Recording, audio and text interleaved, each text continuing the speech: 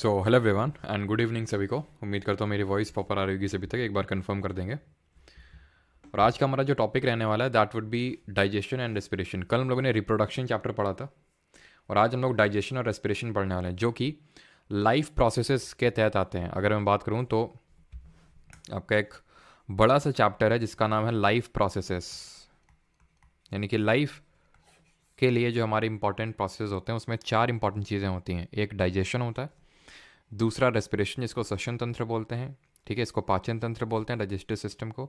तीसरा होता है हमारा सर्कुलेटरी सिस्टम, जिसको कि हम सर्कुलेटरी सिस्टम यानी कि जिसमें हम ब्लड सर्कुलेशन पढ़ते हैं। और चौथा होता है हमारा एक्सक्रीटरी सिस्टम। कल हम लोगों का टॉपिक रहेगा सर्कुलेटरी एंड एक्सक्रीटरी सिस्टम। आज जो हम लोग पढ़ने वाले हैं that would be about digestion and respiration. Alright, एक बार मैं चेक कर लेता हूँ सारी चीज़ें प्रॉपर हैं तो फिर स्टार्ट करते हैं। हाँ जी, गुड इवनिंग सभी को। विद ब्रॉडकास्ट प्रताप चंद्रा, मिया सेठी, अदिति सिंह, कार्तिक मीना, ठीक है। तो पहले हम लोग पढ़ेंगे डाइजेशन एंड उसके बाद रेस्पिरेशन पढ़ेंगे। ऐसा नहीं है कि कोई दोनों चीज़ें अलग, ठीक है। वॉल्यूम अभी बढ़ गया होगा, ठीक है। वॉल्यूम अभी बढ़ गया होगा, ठीक है। वॉल्यूम का प्रॉब्लम अभी नहीं आ रहा होगा, ठीक है। अभी आई थिंक वॉल्यूम का प्रॉब्लम नहीं होगा, एक बार आप कंफर्म कर देंगे। तो आज का हमारा टॉपिक का मतलब डाइजेशन और रेस्पिरेशन रहने वाला है। तो ऐसा नहीं कि दोनों टॉपिक आपके कुछ अलग अलग हैं या फिर इन साइलोज हमें पढ़ने हैं। एक्चुअल में जो रेस्पिरेशन है वो डाइजेशन से ही लिंक्ड है आपका, ठीक है। रेस्पिरेशन आप तभी समझ पाएंगे जब आपको डाइजेशन अच्छे से समझ में आएगा। ऑलराइट, अभी भी कम है क्या? सिस्टम यानी कि जिसमें हम ब्लड सर्कुलेशन पढ़ते हैं और चौथा होता है हमारा, प्रॉब्लम नहीं होगा, एक बार आप कंफर्म कर देंगे। तो आज का हमारा टॉपिक मतलब डाइजेशन और रेस्पिरेशन रहने वाला है। तो ऐसा नहीं कि दोनों टॉपिक आपके कुछ अलग अलग हैं। आई थिंक अभी तो वॉइस सही है ना? आज निखिल ने हमें कानपुर में देख लिया। अच्छा, आज तुम घर से बाहर ही नहीं निकले तुमने कहाँ देख लिया अभी? हैं? अभी ओके, ठीक है। तो चलिए स्टार्ट करते हैं। सबसे पहले डाइजेशन। अब मैं जब वर्ड बोलता हूँ डाइजेशन तो थोड़ा सा आपको समझ में आता होगा कि भाई जो खाना है उसका पाचन, ठीक है। अब एक्चुअल में जो टॉपिक आता है ना, ये डाइजेशन, ये न्यूट्रिशन के तहत आता है। तो यहाँ पे मैं आपको न्यूट्रिशन नहीं पढ़ाने वाला हूँ कि डिफरेंट मोड्स ऑफ न्यूट्रिशन क्या होते हैं, autotrophic, हिटोट्रॉफिक, different types of हिटोट्रॉफिक nutrition. वो यहाँ पे हम लोग नहीं करने वाले, वो अलग से यहाँ पे मैं लूँगा अलग से। जहाँ पे मैं प्लांट का भी न्यूट्रिशन हम लोग पढ़ेंगे, फोटोसिंथेसिस वगैरह पढ़ेंगे। तो यहाँ पे मेरा टारगेट है ह्यूमंस में जो डाइजेशन होता है उसको पढ़ना, ठीक है। यानी कि ह्यूमंस में किस तरह से पाचन होता है खाने का, वो पढ़ रहे हैं हम, ठीक है। चलिए स्टार्ट करते हैं। तो जो ह्यूमन का डाइजेशन होता है वो किस चीज़ का हम डाइजेशन करवा रहे हैं? खाने का डाइजेशन करवा रहे हैं। तो भाई खाना रख लो मुंह में। यानी कि सबसे पहली बात तो ये है कि जो आपका डाइजेस्टिव प्रोसेस स्टार्ट होगा, जो डाइजेशन स्टार्ट होगा, जो पाचन स्टार्ट होगा, वो आपका माउथ से ही स्टार्ट होगा, मुंह से स्टार्ट होगा, जिसको कि हम बकल कैविटी के नाम से भी जानते हैं, ठीक है। ये जो माउथ है इसको हम बकल कैविटी के नाम से भी जानते हैं, जहां से हमारा पूरा डाइजेस्टिव प्रोसेस या फिर डाइजेस्टिव सिस्टम स्टार्ट होता है। अब इस माउथ में जो हमने खाना रखा, सबसे पहला जो काम होगा, क्योंकि अब जो देखो, जो खाना है उससे हम खाते क्यों हैं? एनर्जी लेने के लिए, ठीक है। अभी हम देखेंगे ये पूरा क्लास के अंत तक हम एनर्जी बना डालेंगे डाइजेशन और रेस्पिरेशन के बाद। तो जो बकल कैविटी है, जो माउथ है, यहाँ से आपका डाइजेशन स्टार्ट होता है। और कैसे स्टार्ट होता है? तो सबसे पहले ध्यान रखना, जो सबसे पहला एंजाइम रिलीज होता है that is your salivary amylase.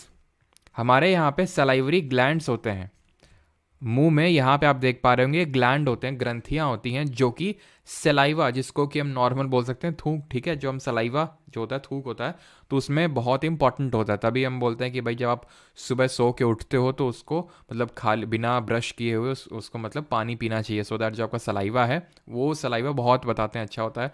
जिसकी आंखें कमज़ोर हैं, आंखों में थोड़ा प्रॉब्लम रहता है, तो वो सलाइवा जो है अपनी आंखों में लगा सकता है, तो वो काफ़ी हेल्प करता है, ऐसे बताते हैं, ठीक है। तो ये जो एमाइलेज है जो सलाइवरी ग्लैंड्स ने रिलीज किया, इसको बोलते हैं सलाइवरी एमाइलेज। ये सलाइवरी एमाइलेज क्या करेगा? ये सबसे पहले तो जो भी आपका कॉम्प्लेक्स कार्बोहाइड्रेट है, जो कॉम्प्लेक्स कार्बोहाइड्रेट है उसको ये सिंपल में ब्रेक करेगा। अब जब हम प्लांट का न्यूट्रिशन पढ़ेंगे तो वहाँ पढ़ेंगे वो लोग न्यूट्रिशन लेते हैं फोटोसिंथेसिस के थ्रू, यानी प्रकाश संश्लेषण के थ्रू, और जो खाना स्टोर करते हैं वो लोग वो स्टार्च के रूप में स्टोर करते हैं, स्टार्च। तो एक्चुअल में हम खाना क्या खा रहे हैं, एक तरह से स्टार्च ले रहे हैं हम। जैसे फॉर एग्जांपल अगर मैंने कोई फल खाया, फिर मैंने कोई सब्जी खाई, तो एक तरह से मैंने स्टार्च लिया। तो उस स्टार्च को एक तरह से उसने किस में ब्रेक किया, सिंपल स्टार्च को शुगर में ब्रेक किया, जो कि एक सिंपल फॉर्म ऑफ कार्बोहाइड्रेट होता है। शुगर क्या होता है, सिंपल फॉर्म ऑफ कार्बोहाइड्रेट ही है एक, ठीक है। और इसको भी मुझे वहाँ पे याद दिलाना, न्यूट्रिशन वाले में आपको पढ़ाऊंगा कि डिफरेंट फॉर्म्स ऑफ शुगर्स क्या होती है, मोनोसैकेराइड और डाइसैकेराइड, ये सब क्या होते हैं। अभी मैं आपको चाहता हूँ कि सिर्फ आपका फोकस डाइजेशन में रहे, ताकि ये चीज़ आपको समझ आए, बिकॉज बहुत इंपॉर्टेंट है। तो स्टार्च ब्रेक हो रहा है शुगर में। स्टार्च एक तरह का कॉम्प्लेक्स कार्ब है और शुगर एक तरह का सिंपल कार्ब है, ठीक। तो सबसे पहला काम तो हो गया हमारा, जो डाइजेशन है वो स्टार्ट हो गया कहाँ से, माउथ से, फिर बकल कैविटी से। अब ये जो खाना है, ये खाना यहां पे आपका मौजूद है फेरिंग्स। लैरिंग्स और फेरिंग्स दोनों अलग अलग होते हैं। तो सबसे पहले ये खाना फेरिंग्स में पहुंचेगा, मुंह के बाद, दैट इज बकल कैविटी के बाद ये खाना फेरिंग्स में पहुंचेगा। और फेरिंग्स के बाद यहां पे जो आपको ये दिख रहा है लंबा सा स्ट्रक्चर, ये जो आपको स्ट्रक्चर दिख रहा है, ये स्ट्रक्चर, इसको बोलते हैं ईसोफेगस, ठीक है। इसको हम किस नाम से जानते हैं, ईसोफेगस बोलते हैं, ईसोफेगस। या फिर कॉमनली इसको हम बोल देते हैं क्या, फूड पाइप, क्योंकि इससे फूड जो है अब जाएगा अगले पार्ट में, जहां पे अगला पार्ट ऑफ डाइजेशन हमारा होगा। यहां पे कोई डाइजेशन नहीं हो रहा है, ये बस लिंक कर रहा है खाने को। अब ये डायरेक्टली पेट तक पहुंचाएगा, स्टमक तक पहुंचाएगा। तो इसको हम फूड पाइप के नाम से भी जानते हैं, दैट इज भोजन नली के नाम से भी जानते हैं। अब ये डायरेक्टली जो खाना है, ये जो खाना है डायरेक्टली अब कहाँ पे जाएगा, कहाँ गया भाई मार्कर, ये खाना डायरेक्टली कहाँ पहुँचेगा, यहाँ पे पहुँचेगा, यानी स्टमक में पहुँचेगा, पेट में पहुँचेगा। तो अब पेट में क्या होगा सर, पेट में जल्दी से 2 एंजाइम रिलीज होंगे। अगर आपको याद आ रहा हो तो मैंने एंजाइम बताया था, एंजाइम क्या चीज़ होती है, एंजाइम कौन रिलीज करता है। तो एंजाइम हमारे रिलीज करते हैं जो एक्सोक्राइन ग्लैंड्स होती हैं, बाह्य स्रावी जो ग्रंथियाँ होती हैं वो रिलीज करती हैं। जो एंडोक्राइन ग्लैंड होती हैं, अंतःस्रावी ग्रंथि, वो हार्मोन रिलीज करते हैं। ये जो एक्सोक्राइन ग्लैंड है जो एंजाइम रिलीज करते हैं, ये डक्ट का यूज़ करते हैं एक। लेकिन जो एंडोक्राइन होते हैं वो डक्टलेस ग्लैंड होते हैं, किसी डक्ट का यूज़ नहीं करते हैं हार्मोन को सेक्रीट करने के लिए directly into the blood, right. अब ये खाना यहाँ पे पहुँचा पेट में।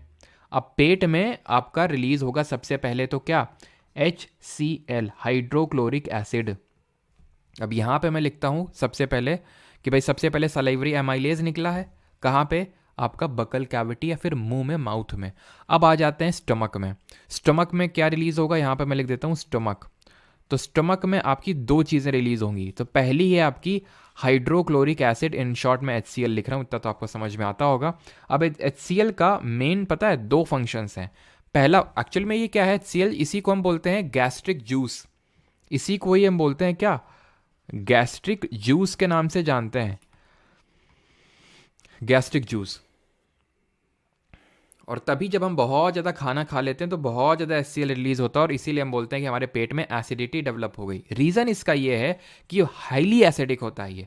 इसका जो pH वैल्यू होता है, अभी तो मैंने आपको pH वगैरह कुछ पढ़ाया नहीं, क्या चीज़ होती है, केमिस्ट्री भी पढ़ी नहीं हम लोगों ने, बट फिर भी अगर आपको पता है pH वैल्यू क्या, pH स्केल क्या होती है, तो आप थोड़ा सा इसमें आइडिया लगाने की कोशिश करिए कि pH 1.6 का मतलब है हाईली एसिडिक, बहुत अम्लीय होता है। तो सबसे पहले ही इसका एसिडिटी का रोल ये होता है, मतलब इतना ज़्यादा एसिडिक होता है कि जितने भी हमारे हार्मफुल बैक्टीरिया खाने के साथ अंदर आ गए हैं। अब जैसे कि तुम कहीं गए, कचौड़ी खा रहे हो हैं, कचौड़ी में मान लो कुछ बैक्टीरिया है। अब रोड साइड जो हम फूड खाते हैं, स्ट्रीट फूड, तो उसमें उतना हाइजीनिक नहीं रहता है, या फिर तो हमारी वजह से या फिर जो बेच रहा है उसकी वजह से। तो जो हार्मफुल बैक्टीरिया, तो सर फिर हमें बीमारी क्यों होती है, अरे भाई एक लिमिट होती है, कैपेसिटी होती है बॉडी को, बॉडी की कैपेसिटी होती है। अभी HCl ने मार दिया, ठीक है, रही कुछ जो बची कसर है उसमें उसको WBC ने पूरा कर दिया, वाइट ब्लड सेल ने, ठीक है, श्वेत रक्त कणिका ने। लेकिन फिर भी कुछ बच जाते हैं जो हमें फीवर या फिर हमें और भी डिजीज़ कॉज कर देते हैं, ठीक है। तो हार्मफुल बैक्टीरिया को किल करना इनका एक तो काम होता है, पहला रोल। दूसरा इनका काम ये होता है कि मीडियम को acidic banana, so that stomach के द्वारा दूसरा जो एंजाइम रिलीज किया जाता है वो प्रॉपर तरह से फंक्शन कर सके, और उसका नाम है पेप्सिन। उसका नाम क्या है? पेप्सिन। और ये पेप्सिन का क्या रोल होता है? पेप्सिन का जो मेन रोल होता है वो ये होता है कि ये प्रोटीन को अमीनो एसिड्स में ब्रेक करने का काम करता है। प्रोटीन को अमीनो एसिड में ब्रेक करने का काम करता है, लेकिन ये तभी ये काम कर सकता है जब इसको पेट के अंदर मीडियम एसिडिक मिलेगा। वो कौन करेगा काम? HCl करेगा। एक तो उसने हार्मफुल बैक्टीरिया को मारा और मीडियम को एसिडिक बनाया, सो दैट उसका भाई पेप्सिन काम कर सके, प्रोटीन को अमीनो एसिड में ब्रेक कर सके। अब क्योंकि ये जो HCl है हाईली एसिडिक है, बहुत ज़्यादा अम्लीय है, इसकी वजह से होगा क्या? इसकी वजह से ये होगा कि जो पेट है हमारा, इसकी इतनी जो डेलिकेट लाइनिंग है, व्हेन आई से डेलिकेट लाइनिंग का मतलब है बहुत ही सॉफ्ट है, बहुत ही नाजुक है, तो इतना ज़्यादा एसिडिक है, नींबू से भी ज़्यादा एसिडिक है, तो इसको प्रोटेक्ट तो करना पड़ेगा। वो प्रोटेक्शन देगा एक म्यूकस मेम्ब्रेन होती है जिसको हिंदी में श्लेष्मा झिल्ली बोलते हैं, श्लेष्मा झिल्ली। तो ये म्यूकस मेम्ब्रेन क्या करती है? ये प्रोटेक्ट करती है, protects inner delicate lining of stomach. ये मेन काम होता है म्यूकस मेम्ब्रेन का कि ये जो बहुत ज़्यादा एसिडिक है HCl, इससे प्रोटेक्ट करे इनर लाइनिंग ऑफ स्टमक को। स्टमक का काम खत्म हो गया यहाँ पे।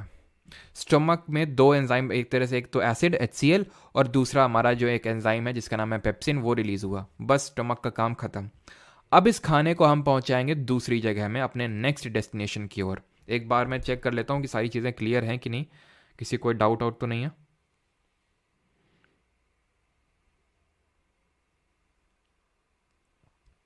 हाँ जी, ठीक।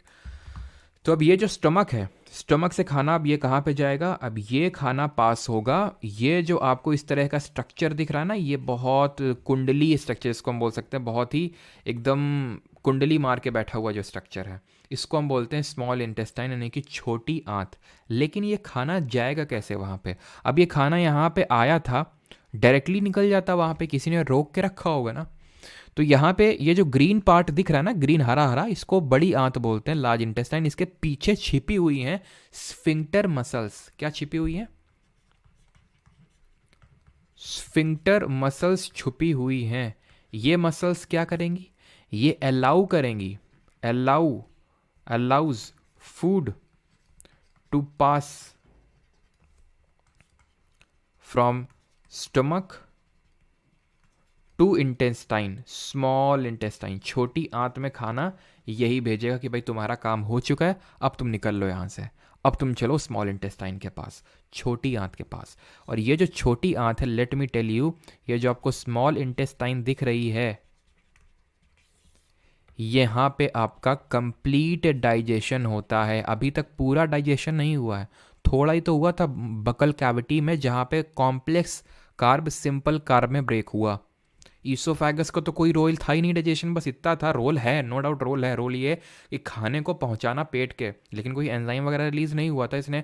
हम जब डाइजेशन पढ़ रहे हैं, इसका मतलब ये है कि खाने को इतना सिंपल फॉर्म में ब्रेक करना कि उसको हमारी बॉडी यूज़ कर सके। उसको सिंपल एकदम ब्रेक कर करके एकदम एकदम इतना तोड़ा जाता है उस फूड को, सो दैट हमारी बॉडी की हर एक कोशिका, हर एक सेल यूज़ कर सके। जब अभी आप पूरा चैप्टर पढ़ लोगे ना, अभी आज का लेक्चर रेस्पिरेशन तक, तब तुम्हें समझ में आएगा कैसे खाने से हमें एनर्जी मिलती है। ठीक है, तो ये क्या है, स्मॉल इंटेस्टाइन में कंप्लीट डाइजेशन जो है आपका, वो यहीं पे होता है, साइट ऑफ कंप्लीट डाइजेशन है। ठीक है, यानी कि मेजर साइट ऑफ डाइजेशन भी हम बोल सकते हैं स्मॉल इंटेस्टाइन की। इसकी जो लेंथ होती है, इसकी जो लेंथ होती है वो रफली 7 से लेके 8 मीटर तक की इसकी लेंथ होती है, जो छोटी आंत होती है। अब इस छोटी आंत में क्या क्या होगा वो ध्यान से समझना।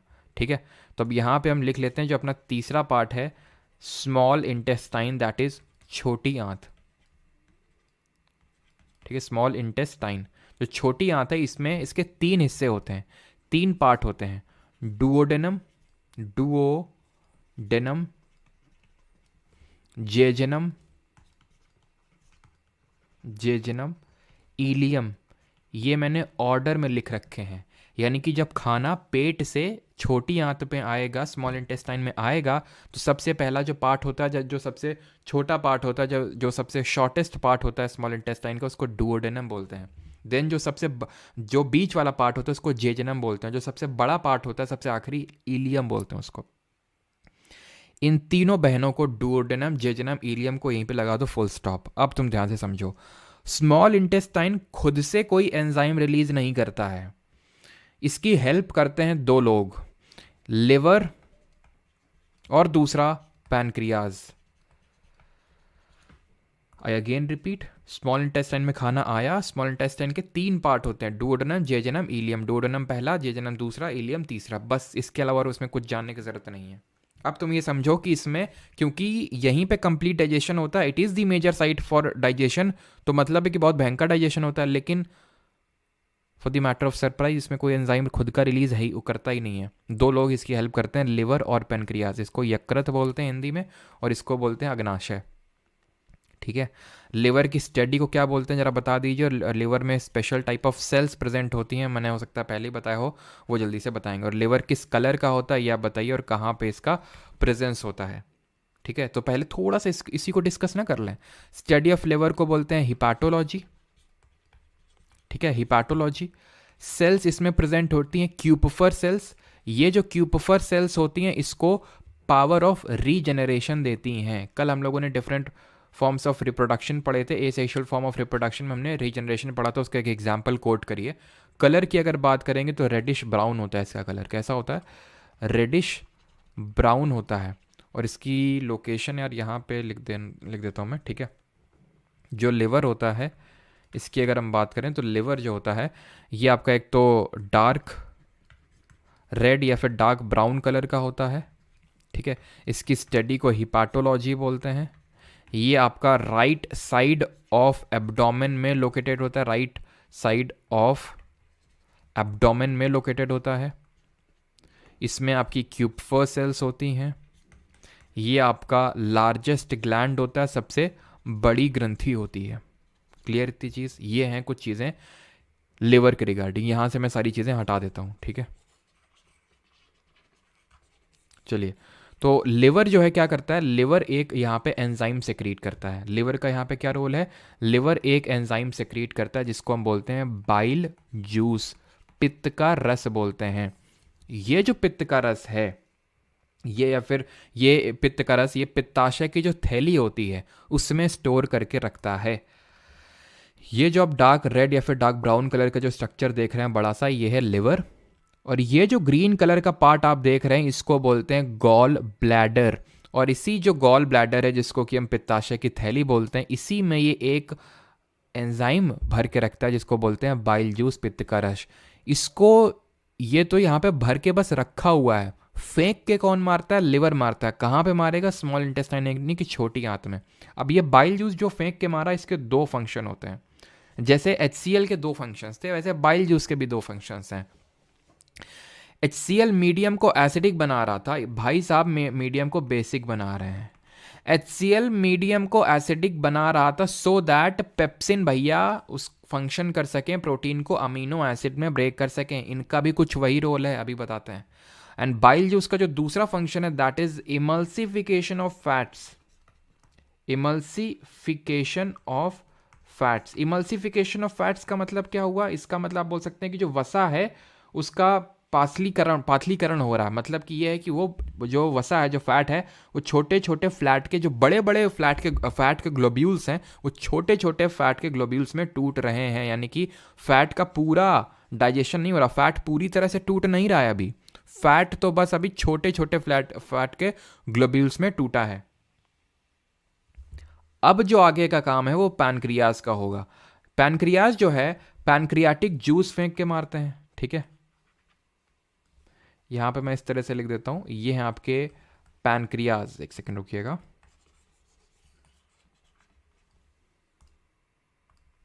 हाँ जी, तो ये है हमारे पैनक्रियाज। ठीक है, पैनक्रियाज क्या कर रहे हैं? पैनक्रियाज आपका जो रिलीज करेंगे that would be pancreatic juice. ठीक है, पैनक्रियाटिक जूस में 2 एंजाइम, बहुत सारे एंजाइम होते हैं, 2 ही नहीं बहुत सारे होते हैं, बट प्राइमरली जिनके बारे में हमें पढ़ना है वो 2 है। एक तो है आपका ट्रिप्सिन। ट्रिप्सिन ट्रिप्सिन क्या करता है? जो पेप्सिन करता है, क्या? प्रोटीन, जो भी प्रोटीन बच गया उसको अमीनो एसिड्स में तोड़ना, ठीक है, उसको अमीनो एसिड में ब्रेक करने का काम होता है ट्रिप्सिन का। अब जिस तरह पेप्सिन फंक्शन कर पा रहे थे, उनको चाहिए था मीडियम एसिडिक। इनके अलग नखरे थे, हमें तो मीडियम एसिडिक चाहिए, हम पेप्सी वाली फैमिलीज हैं, पेप्सी पीते हैं तो मुंह खट्टा खट्टा हो जाता है, तो इनको हमें एसिडिक मीडियम चाहिए। और इनके जो भाई हैं, बड़े भाई ट्रिप्सिन, इनके अलग नखरे, इनको मीडियम बेसिक चाहिए। तो कौन कर रहा है वहाँ पे? वो HCl कर रहा है उनके लिए, और यहाँ पे वही काम बाइल जूस इनके लिए कर रहा है। एंड दूसरा होता है जो हमारा लाइपेस।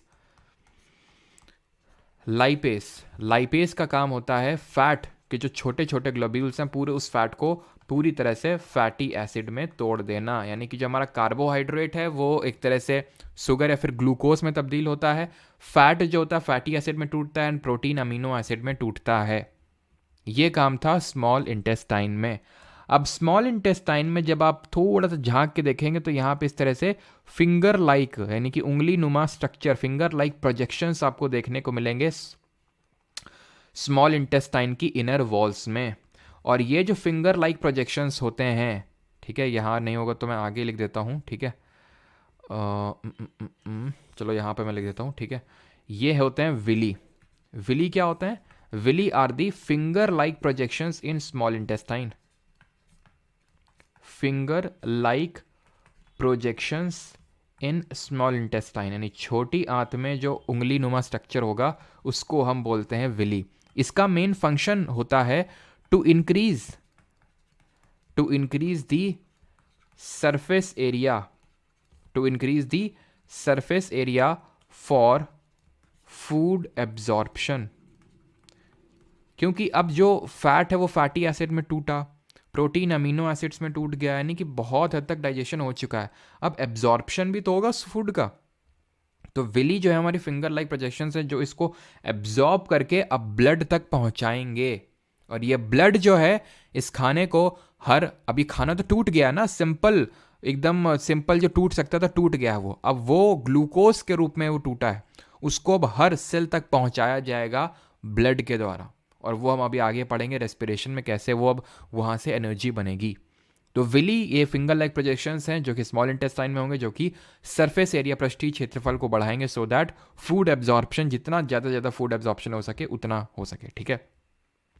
तो ये हमने फंक्शन पढ़ लिया। अब ये खाना जाएगा, ये हरा हरा जो पार्ट आपको दिख रहा है, इस हरे वाले हिस्से को बोलते हैं क्या? इस हरे वाले पार्ट को बोलते हैं लार्ज इंटेस्टाइन, यानी कि बड़ी आंत बोलते हैं इसको, ठीक है। इसको बोलते हैं लार्ज इंटेस्टाइन, यानी कि बड़ी आंत। इसकी जो लेंथ होती है रफली 1 to 2 मीटर होती है, 1 से 2 मीटर होती है। स्मॉल इंटेस्टाइन 7 से 8 मीटर, लार्ज इंटेस्टाइन 102 मीटर। तो बात ये आती है इसको लार्ज क्यों बोलते हैं? क्योंकि लार्ज है ना, इसलिए बोलते हैं। स्मॉल इंटेस्टाइन छोटी है, देखिए छोटी है, लार्ज वाली कितनी बड़ी है। लेंथ की अगर बात करें तो स्मॉल इंटेस्टाइन की लेंथ ज़्यादा और लार्ज इंटेस्टाइन की लेंथ कम है। जब हम बात करते हैं लार्ज इंटेस्टाइन की, तो इसके क्या रोल्स हैं, इसके क्या फंक्शंस हैं? अगर हम बात करें कि जो लार्ज इंटेस्टाइन है इसका क्या फंक्शन है, इसके ज़्यादा कुछ फंक्शंस नहीं है।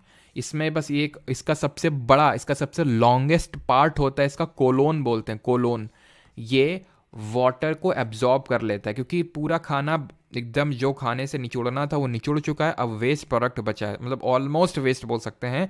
तो फाइनल जो डाइजेशन है या फिर फाइनल जो वाटर को रिमूव कर लेता है एक तरह से, जो हमारा खाना स्मॉल इंटेस्टाइन में डाइजेस्ट हो चुका है उसमें थोड़ा बहुत वाटर होगा, तो उस वाटर को एक्सट्रैक्ट कर लेगा, वाटर को एब्जॉर्ब कर लेगा। वाटर एब्जॉर्प्शन का इसका मेन रोल होता है कोलोन का। एंड इसके बाद जो है खाना यहाँ पे एनस के थ्रू पास आउट हो जाएगा। यहाँ पे ये होता है आपका पूरा कोलोन, यहाँ पे होता है आपका सीलम, ठीक है, और यहाँ पे होता है जो कि आपको जानने की ज़्यादा ज़रूरत है नहीं, वो थोड़ा सा लुब्रिकेशन प्रोवाइड करता है, और ये होता है आपका अपेंडिक्स। ये अपेंडिक्स हमारा एक वेस्टिजियल ऑर्गन है बॉडी में, और मैंने आपको पहले बता रखा है कि what are these vestigial organs. Vestigial organs वो होते हैं जिनका कोई रोल नहीं है हमारी ह्यूमन बॉडी में, अगर उनको हटा भी दिया जाए तो भी कोई फ़र्क नहीं पड़ेगा। एक तो अपेंडिक्स हो गई, कॉकिक्स बोन हो गई स्पाइनल कॉर्ड के एकदम टिप पे, हमारा कान में जो पिन्ना हो गया, इन सब का कोई रोल नहीं होता है, ठीक है। अगर इनको हटा भी दिया जाए तो भी कोई फ़र्क ज़्यादा पड़ेगा नहीं। तो ये हमारा एक तरह का वेस्टिजियल ऑर्गन है। अब किसी को यहाँ तक कोई डाउट हो तो पूछ ले, और फिर हम यहाँ पे पढ़ते हैं respiratory system. But before that कि हमारा एलिमेंट्री कैनाल क्या चीज़ होती है उसको मैं बता देता हूँ सबसे पहले, एंड तब हम बढ़ते हैं रेस्पिरेशन की तरफ। तब आपको समझ में आएगा ये खाना गया कहाँ एक्चुअल में, और ये खाना कैसे एनर्जी में तब्दील हुआ। एक बार कंफर्म कर दें, किसी कोई डाउट तो नहीं है? एक चीज़ मैं ऑब्जर्व कर रहा हूँ कि जब से ये आईपीएल चालू हुआ तब से थोड़ी स्ट्रेंथ घट गई है ना। चलो कोई नहीं, सबकी अपनी अपनी मर्जी। हाँ, तो होता ही क्यों है? होता इसलिए है क्योंकि जैसे पहले यूज़ में था, अब हमें पता है ना, हम होमो सेपियंस से इवॉल्व हुए हैं। तो जैसे पहले पूंछ हुआ करती थी, तो पूंछ का काम था, और पूंछ धीरे धीरे धीरे धीरे एवोल्यूशन में छोटी हो गई। ठीक है, अब उसका कोई काम है नहीं, वही कॉकिक्स बोन बन गई।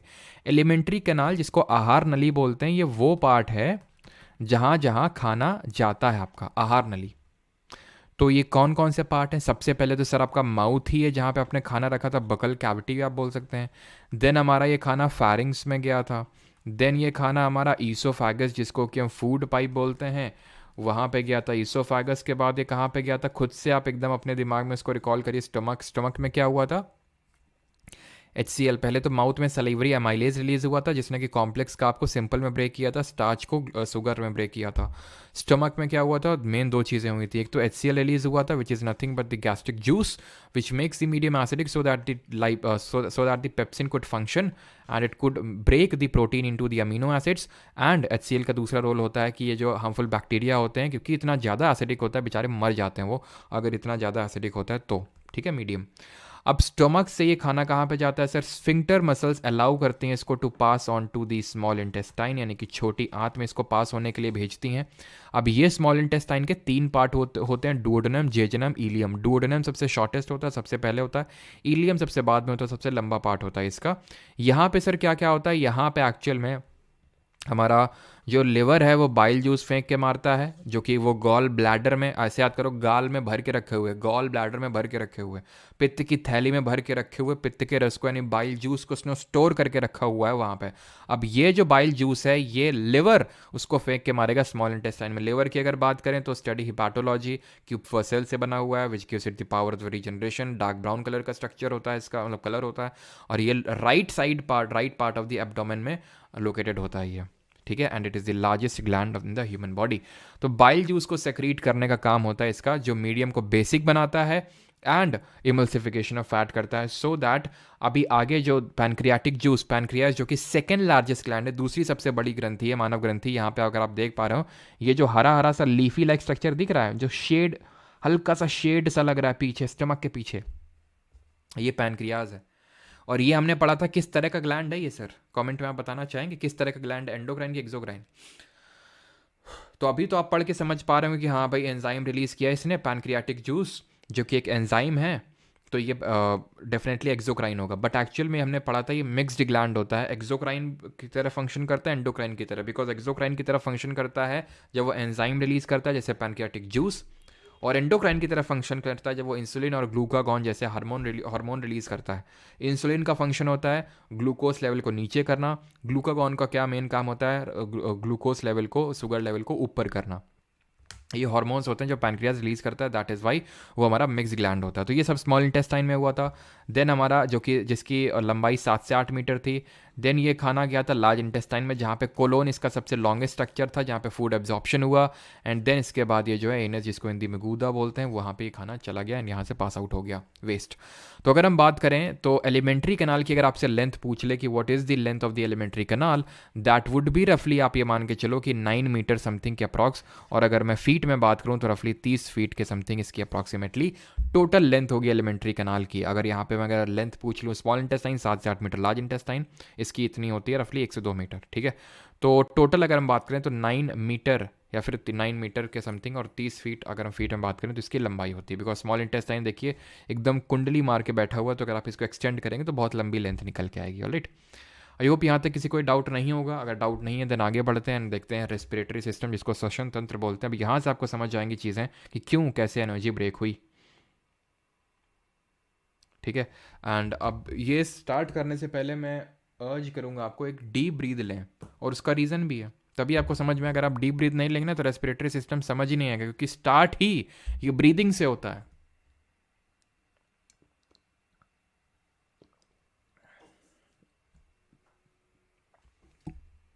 चलिए, कर लिया ब्रीद। अब क्यों मैंने ब्रीद करने को बोला? क्योंकि यहीं से स्टार्ट होगा रेस्पिरेशन।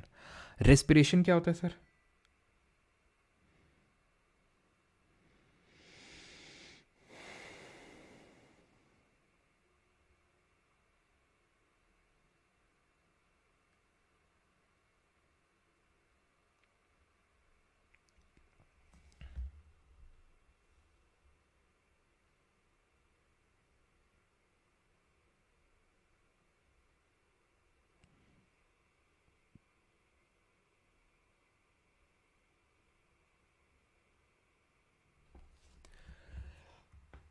तो रेस्पिरेशन की अगर बात करें तो रेस्पिरेशन वो प्रोसेस होता है, अगर हम जब बात करते हैं रेस्पिरेटरी सिस्टम के यानी श्वसन तंत्र की, तो रेस्पिरेटरी सिस्टम वो प्रोसेस होता है जिससे कि जो हमारा भी हमने जो खाना खाया है तो वो स्टोर होता है ग्लूकोज के फॉर्म में। जो भी हम खाना खाते हैं वो ग्लूकोज, और जो स्टोर्ड फॉर्म ऑफ ग्लूकोज होता है उसको हम ग्लाइकोजन बोलते हैं। ठीक है, जो प्लांट्स हमारे फोटोसिंथेसिस के थ्रू जो खाना बनाते हैं, जो स्टोर करते हैं, वो स्टार्च के फॉर्म में स्टोर होता है।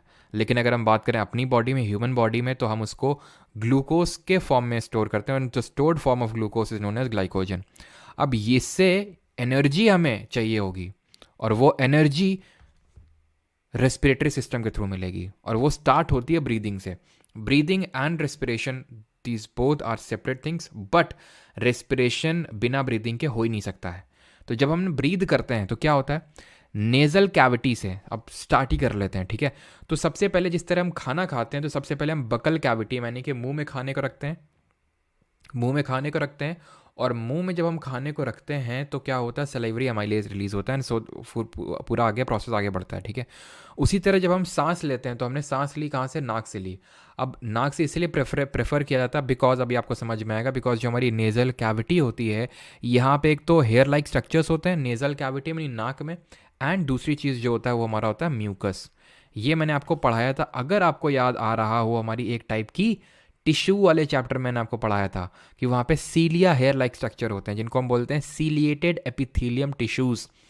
ये टिश्यूज़ क्या करते हैं, इस म्यूकस को बाहर मूव करने में हेल्प करते हैं, जो हमारा एक हेयर लाइक स्ट्रक्चर होता है। दोनों का रोल ये होता है कि जैसे मान लो कोई हार्मफुल हमने जैसे ब्रीथ किया, अब यहाँ पे तो चलो ठीक है मैं कमरे के अंदर बैठा हुआ तो ऐसा कोई बहुत अनवांटेड चीज़ नहीं होगी, लेकिन अगर मैं बाहर ट्रैवल कर रहा हूँ तो कितने डस्ट पार्टिकल, स्मोक पार्टिकल, तो ये सब क्या होंगे, ये स्टिक कर जाएंगे म्यूकस से, एंड ये जो हेयर लाइक स्ट्रक्चर है, जो हमारे बाल हैं, वो उसको बाहर पुश करते हैं म्यूकस को। तो ये रोल होता है म्यूकस एंड जो हेयर लाइक स्ट्रक्चर्स होते हैं, फिर हेयर्स होते हैं हमारे नेजल कैविटी में, इसका यहाँ पे रोल ख़त्म। अब ये जाएगा फैरिंग्स पे। जो हमने एयर को ब्रीथ किया, जब हमने खाना खाया था तो मुंह से रखा था, मुंह में रखा था, और वो फैरिंग्स में गया था। उसी तरह जब हमने सांस ली नाक से तो वो नेजल कैविटी से होते हुए फैरिंग्स में जाएगा, यानी कि फैरिंग्स को हम बोल सकते हैं कि इट इज़ अ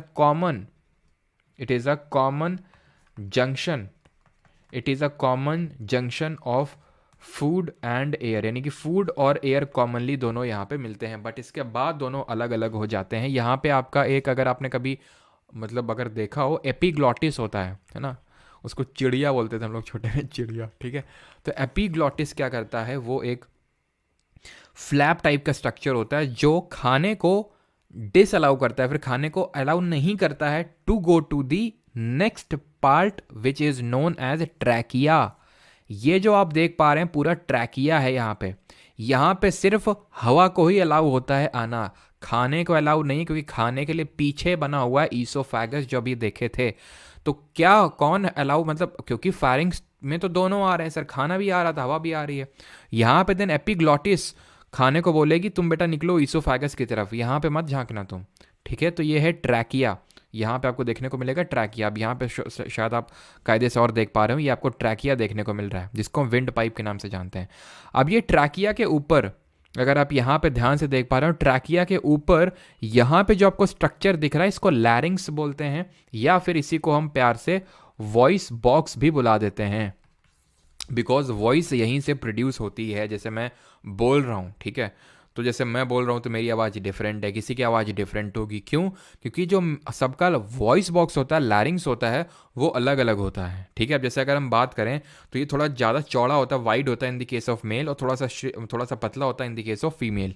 तभी फीमेल्स की जो वॉइस की फ्रीक्वेंसी होती है वो ज़्यादा होती है, वॉइस उनकी श्रिल होती है। बट मेल की जो फ्रीक्वेंसी होती है वो कम होती है, एम्पलीट्यूड ज़्यादा होता है। तो लैरिंग्स अगर आपने देखा हो किसी लोगों के में, इस तरह से जो गला होता है, गले में इस तरह से नहीं निकला होता है, इस तरह से। अब मेरी ड्राइंग तो यार माशाल्लाह है, लेकिन तुमने देखा होगा गले में, है ना, कुछ लोगों के इस तरह से निकला रहता है गले में, कुछ लोगों के ज़्यादा निकला रहता है, कुछ लोगों के कम निकला रहता है। फीमेल्स का ना के बराबर होता है, फीमेल्स में भी होता है, लेकिन बहुत आपने छोटा देखा होगा। मेल्स में बहुत ज़्यादा होता है, जो गुटखा उटका ज़्यादा पता नहीं, ये मेरी ऑब्जर्वेशन नहीं, कि जो लोग थोड़ा ज़्यादा गुटखा खाते हैं उनका थोड़ा ज़्यादा ऐसे निकला रहता है। मैं ये नहीं बोल रहा हूँ जिसका निकला है वो ज़्यादा गुटखा खाता है, मैं बोल रहा हूँ जो खाता है उसके चांसेस होते हैं कि निकला होता है, पता नहीं, शायद, जो मैंने ऑब्जर्व किया है। लेकिन खैर, इसको एडम्स एप्पल बोलते हैं, इंग्लिश में इसको एडम्स एप्पल बोलते हैं, जो गले में, और वही एक्चुअल में वो लैरिंग्स है। ठीक है, यानी कि वो ट्रैकिया का ही पार्ट है, ट्रैकिया का जो अपर पार्ट है उसको लैरिंग्स बोलते हैं। अब आते हैं सर ट्रैकिया पे, ध्यान समझते रहिएगा, बाकी तो यार नोट्स में आपको सारी चीज़ें मिली जाने वाली, समझ लो आराम से। ट्रैकिया में आपको ये कुछ लाइन लाइन दिख रही हैं, ये लाइन लाइन कुछ दिख रही हैं, लाइन लाइन लाइन लाइन, ये जो लाइन लाइन दिख रही हैं ये रिंग्स हैं, छल्ले हैं, किसके? कार्टिलेज के, उपास्थि के। इनको बोलते हैं रिंग्स ऑफ कार्टिलेज, उपास्थि के छल्ले। ये जो रिंग्स ऑफ कार्टिलेज हैं, कार्टिलेज मैंने आपको बताया था, इसका जो मैट्रिक्स होता है वो ना तो ब्लड की तरह फ्लूइड होता है, ना तो बोन की तरह सॉलिड होता है। इसका जो मैट्रिक्स होता है वो थोड़ा सा सेमी सॉलिड के फॉर्म में होता है, यानी कि ये हमारा एक तरह का कनेक्टिव टिश्यू है ना, संयोजी ऊतक हमने पढ़ा था। ये कहाँ पे देखने को मिलता है? जैसे कि आपके कान में, जैसे कि आपके नोज़ में। तो अगर आपके कान जो है, कान मुड़ जाते हैं ना, लेकिन इतनी आसानी से भी नहीं मुड़ते, बहुत आसानी से भी नहीं मुड़ते, स्किन की तरह सॉफ्ट भी नहीं होते, बोन की तरह हार्ड भी नहीं होते, ऐसे हमारी नाक भी होती है। तो ये इनको जब आप टच करोगे, अभी टच करो, कान को टच करो, नोज़ को टच करो, तो आपको फील हो रहा होगा कि मतलब थोड़े से सेमी सॉलिड टाइप हैं। उसी का बना होता है रिंग्स ऑफ कार्टिलेज भी। ठीक है, नाम में ही कार्टिलेज उसका। इसका मेन फंक्शन क्या होता है, ये इंपॉर्टेंट है।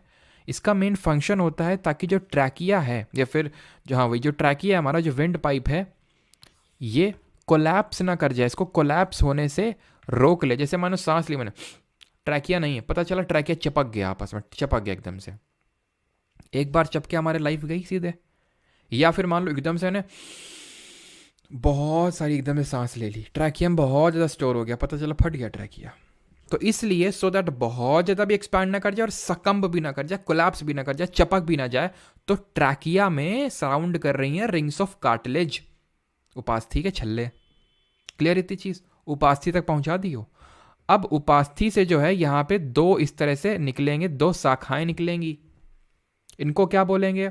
इनको बोलेंगे ब्रोंकस। यहाँ भी ब्रोंकस होगा, ऐसे सेम ब्रोंकस, एक साइड का हम देख लेते हैं, समझ लेते हैं। यहाँ तक किसी कोई डाउट तो नहीं है? पहले ये बता दो, किसी कोई डाउट यहाँ तक?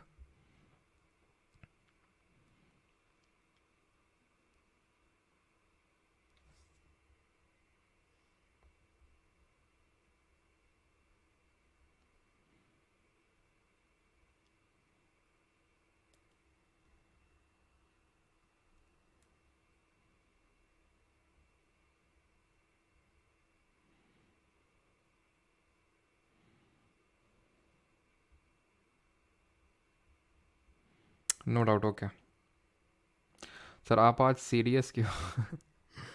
सीरियस अभी बताते हैं यार थोड़ा क्लास के बाद में, ठीक है? क्यों सीरियस हैं आज हम? थोड़ी सी सीरियसनेस वाला माहौल तो है। चलो, तो यहाँ पे ब्रोंकस है, ठीक है? तो ब्रोंकस जो है, अब ये ब्रोंकस जो है डिफरेंट और ब्रांचेस में बटेंगे, इनको बोलते हैं ब्रोंक्यूल्स। क्या बोलते हैं? ब्रोंक्यूल्स। ठीक है, ये हमारा ट्रैकिया था, ट्रैकिया ही डिस्ट्रीब्यूट हुआ सर किसमें?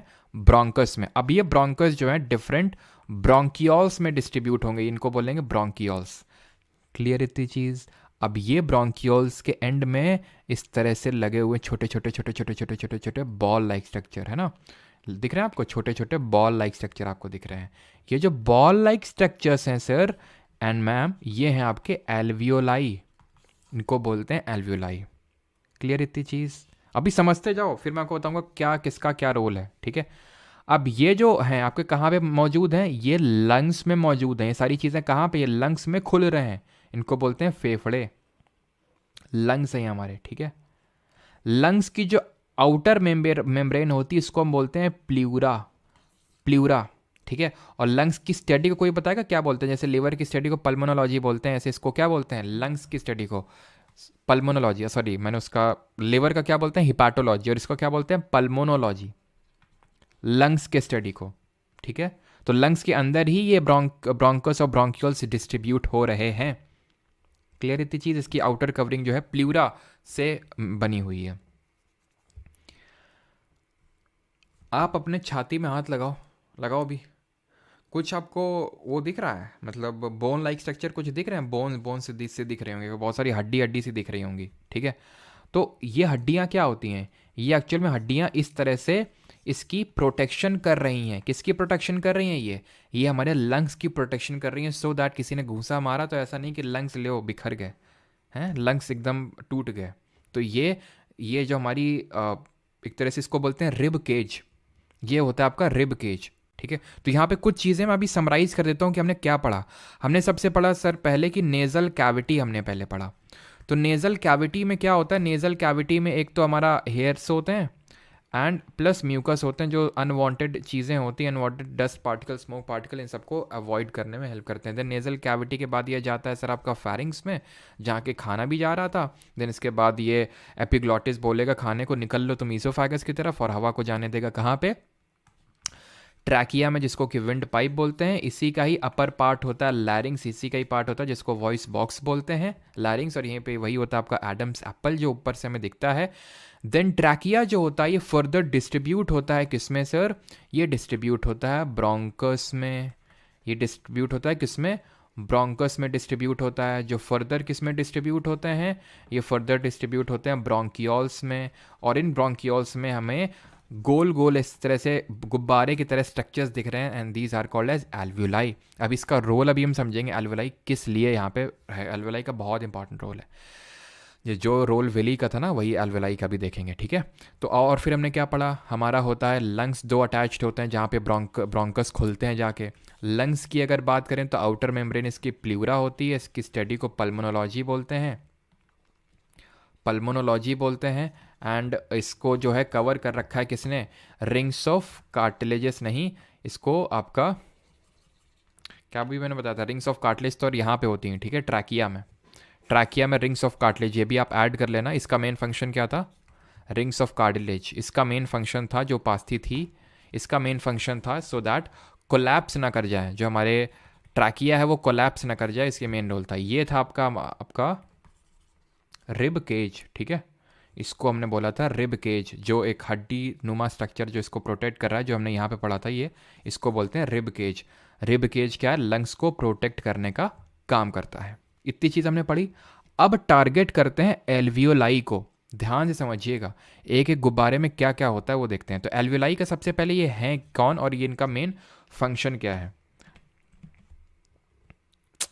अरे यार ये पता नहीं क्या प्रॉब्लम है इसमें, ये लोग और थोड़ा सा गुस्सा दिला देते हैं पता नहीं इसमें क्या कभी कभी प्रॉब्लम आ जाता है। एल्वियोलाई, ठीक है, एल्वियोलाई ये हमारे गुब्बारे तरह के स्ट्रक्चर होते हैं, और ये दो काम होते हैं इसके। एक तो सरफेस एरिया इंक्रीज करता है, ठीक है, सरफेस एरिया को इंक्रीज करने का काम करता है। किसके लिए? जो अभी हमने सांस ली ना, तो क्या हुआ उससे? ये पहले तो हमारी nasal cavity, then pharynx, then trachea, then bronchus, then bronchioles, और पहुंचा होगा सीधे एल्वियोलाई के पास। तो इसने सरफेस एरिया इंक्रीज किया, और यहीं पे ही, क्यों सरफेस एरिया इंक्रीज किया? बिकॉज यहीं पे ही it is the site of exchange of gases, because gases यहीं पे एक्सचेंज होती हैं। कौन सी गैसेज एक्सचेंज होती हैं सर? तो जब मैंने इनहेल किया तो मैंने एटमॉस्फेरिक एयर को लिया। ज्योग्राफी में हम पढ़ चुके हैं कि एटमॉस्फेयर एयर में क्या क्या होता है। नाइट्रोजन कितने प्रतिशत होती है, ऑक्सीजन कितने प्रतिशत होती है, CO2 कितने प्रतिशत होती है? जरा कमेंट बता दो, छाप दो। तो नाइट्रोजन 78% होती है, ऑक्सीजन 21% होती है, CO2 0.036% होती है। तो यही सारी चीज़ें हम लेते हैं, और हमें चाहिए होती है नीड किसकी? O2 की नीड है हमें। क्यों? क्योंकि O2 की नीड इसलिए है क्योंकि जो खाना खाए हैं वो ग्लूकोज के रूप में स्टोर हुआ है, वो कहाँ पे गया है, ब्लड उसको छोड़ आया है हर एक कोशिका के पास, हर एक सेल के पास। वो बैठा हुआ है कि कब मेरा ऑक्सीजन आएगा और मुझे तोड़ेगा, और फिर वो मैं गाना गाऊंगी क्या, कि मैं टूट के सनम ऐसे ही एनर्जी बनाऊंगी। तो वो ऑक्सीजन जो है वो काम करेगा ग्लूकोज को तोड़ने में और एनर्जी को जनरेट करने में। तो हमें सिर्फ मतलब ऑक्सीजन से है। तो ये सर, ये क्या है, ये अपना आएंगे और जाएंगे, बस माहौल देख के आएंगे अंदर क्या चल रहा है, और इनका कुछ काम नहीं है नाइट्रोजन वगैरह का। क्योंकि मेन तो अगर हम देखें तो नाइट्रोजन ही ना 78%, CO2 तो नेग्लिजिबल है, ठीक है। और जब हम एक्सेल करते हैं, लेट मी टेल यू, जब हम एक्सेल करते हैं, ऐसे सांस बाहर छोड़ते हैं, तो नाइट्रोजन पूरी जितनी आई थी उतनी गायब, उतनी निकल जाएगी।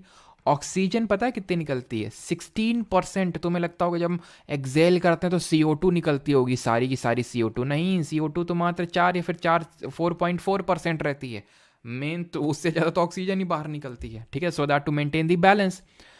अब मैं आपको ये समझाने से पहले कि ये कैसे अंदर कैसे बाहर हुई गैस, ठीक है, आपको ये समझाता हूँ कि जब हम इनहेल और एक्सेल करते हैं तो और क्या चीज़ें होती हैं। तो जब मैंने इनहेल किया तो एक चीज़ तुम ऑब्जर्व करो, फिर से इनहेल करना, तो तुम्हारी जो चेस्ट है, छाती है, वो ऊपर उठी होगी, है ना। तो एक्चुअल में जो मैंने ये जो रिब केज ड्रॉ किया था, ये ऊपर उठा ना, देखो उठा ना ये ऊपर। तो ये पूछ लेता है कि जब हम ये जो रिब केज के साथ क्या हुआ, रिब केज जब हम इनहेल करते हैं तो रिब केज ऊपर होता है, अप, ऊपर होगा। एक्सेल करने में डाउन होगा रिब केज। लंग्स की तो कोई दिक्कत ही नहीं होनी चाहिए समझने में कि जब हम इनहेल करेंगे तो लंग्स हमारे फूलेंगे, ठीक है, वो स्वेल अप होंगे। अब जब ये फूलेंगे, लंग्स स्वेल अप करेंगे, तो तुम मुझे बताओ डायफ्रैगम में ये आपको जो मैं वाइट से अभी ड्रॉ करूंगा, ये इसको बोलते हैं डायफ्रैगम, ठीक है। जब मैंने सांस भरी तो लंग्स फूल गए, लंग्स बोलेंगे भाई नीचे चलो, सांस जगह दो थोड़ी, और भाई देख नहीं लो भाई अपना ऑक्सीजन ले रहा है, नीचे चलो। तो डायफ्रैगम नीचे जाएगा। जब हम इनहेल करेंगे तो डायफ्रैगम नीचे जाएगा, रिब केज ऊपर, डायफ्रैगम नीचे। जब एक्सेल कर दूँ, ठीक है, एक्सेल कर दिया, तो डायफ्रैगम क्या है, पूरी तरह से इसको कॉन्ट्रैक्ट करेगा, सिकोड़ देगा कि निकाल दो जितनी हवा निकाल सकते हो। क्योंकि अब जो लंग्स हैं वो श्रिंक कर गए हैं, तो डायफ्रैगम आराम से अपने नॉर्मल पोजीशन पे आएगा। मैंने फिर से हवा भरी, डायफ्रैगम इसको लंग्स पुश करेंगे नीचे चलो, डायफ्रैगम में से सीधा हो जाएगा। यानी कि डायफ्रैगम के साथ क्या हो रहा है, डायफ्रैगम के साथ हो रहा है क्या, जब मैं इनहेल कर रहा हूँ तो ये इनहेल कर रहा हूँ तो ये नीचे जा रहा है, रिब केज याद कर लो, उसका उल्टा डायफ्रैगम हो जाएगा, और अप जा रहा है इस केस में, ठीक। अब मैं आपको एल्विलाई समझाता हूँ, ठीक है, रुकना भी, आगे की चीज़ें पहले ही रिवील हो गई कोई नहीं। तो यहाँ पे हम थोड़ा ड्रॉ कर लेते हैं, होप किसी कोई डाउट नहीं होगा अभी, ठीक है। चलिए, तो अगर हम यहाँ पे बढ़ें तो ये हमारा एल्वेलाई का मैं एक स्ट्रक्चर दिखा रहा हूँ आपको, ऐसे ही तो था एल्वेलाई, ठीक। होता क्या है, एल्वेलाई से इस तरह से छोटी छोटी ब्लड की कैपिलरीज बह रही होती हैं, ब्लड की कैपिलरीज अटैच्ड होती हैं, खून चल रहा है इससे, ब्लड कैपिलरीज, ठीक।